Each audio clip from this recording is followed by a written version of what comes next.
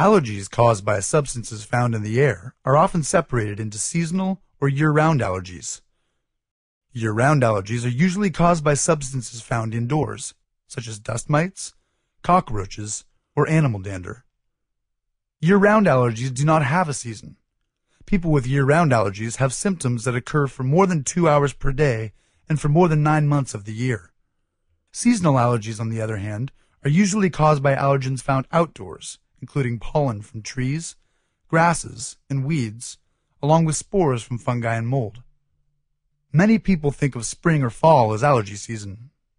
But there are actually many allergy seasons, depending on what you're allergic to, where you live, and how much of that substance is in the air.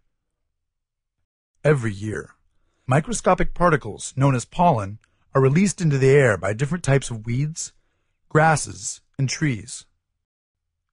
Everyone breathes in pollen. For most people, it's harmless and your body gets rid of it easily. But for millions of Americans, pollen causes an allergic reaction. Each plant has a pollinating period that is more or less the same from year to year, whether it be during the spring, summer, or fall. Trees are usually the first to pollinate, followed by grasses, then weeds. A person will have symptoms based on when the pollen grains to which they are allergic are in the air. Location also plays a role on when specific pollens are released. For example, in the Southwest, the peak tree pollen period can begin as early as mid-January or February.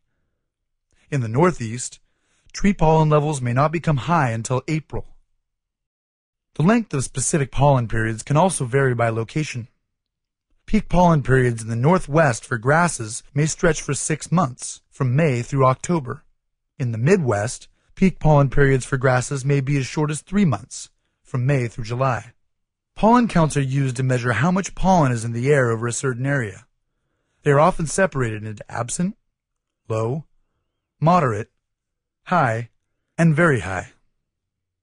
A pollen count can represent the concentration of all the pollen, or of one particular category, like weeds, or even type, like ragweed.